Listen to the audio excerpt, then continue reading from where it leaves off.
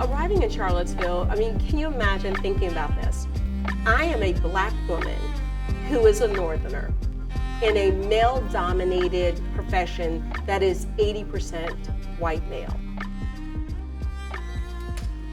How are you doing today? Good, good. Yeah.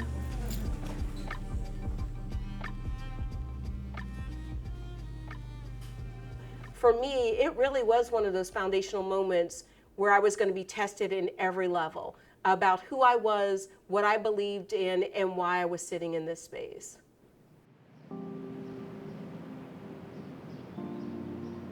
If you think about Charlottesville, every single day it's mentioned nationally and internationally in the news.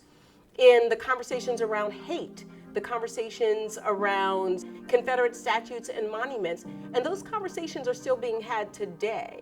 So we have a virus that is being moved and circulated throughout this community. Charlottesville with Unite the Right and the violence there, the pandemic, and we see the disparities there, and then now with the social justice movements to really reform policing across this nation.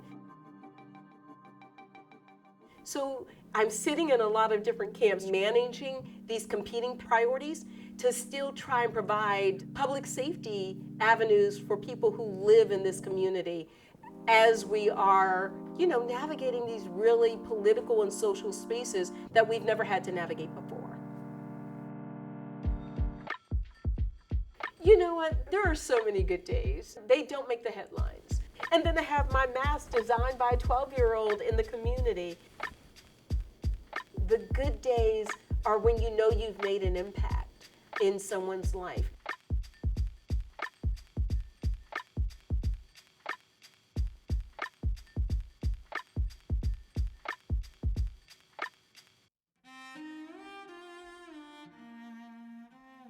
I could not sit in a space that is surrounded by so much evil, whether I want to acknowledge that or not. Although there's good days, there's the days that I walk in and see the most vile things that humans can do to each other. This is not a healthy place on a daily basis to be in, but it's a place that without my faith, I could not find not only the drive to be here, I would not have found my purpose for being here. Public safety, crime, sickness, all of that is an outgrowth of sin. We know that our land is sick. And so I pray for that healing every day.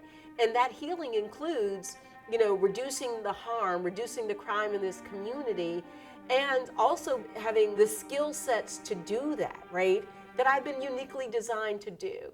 Right, this would be a good conversation. And when you say your team, who's all part of that? So I always wear an interesting sock, a different pattern that doesn't match my uniform. And it's based on the scripture that you can be in this world, but not of it. Yeah, I have a heart. Where's my note? So the uniform is something that's in this world, but the socks are a unique pattern that says, you know what, I don't have to be of this world. I can be different, I can be creative, I can embed my faith in the work that I do every day. And I've been doing this now for almost 37 years. Sometimes we think of justice as some sort of moment, right? Iconic moment. Then we think about justice. We think about something that's instant, we can see it. Some verdict that goes the way that we think should go. For me, justice feels more like wellness, healthy, thriving. The absence of, for me, is justice. The absence of crime and disorder, that for me speaks of justice. It's not one moment that defines it. It is a series or a state that we find ourselves in and which I work towards every single day. Hi.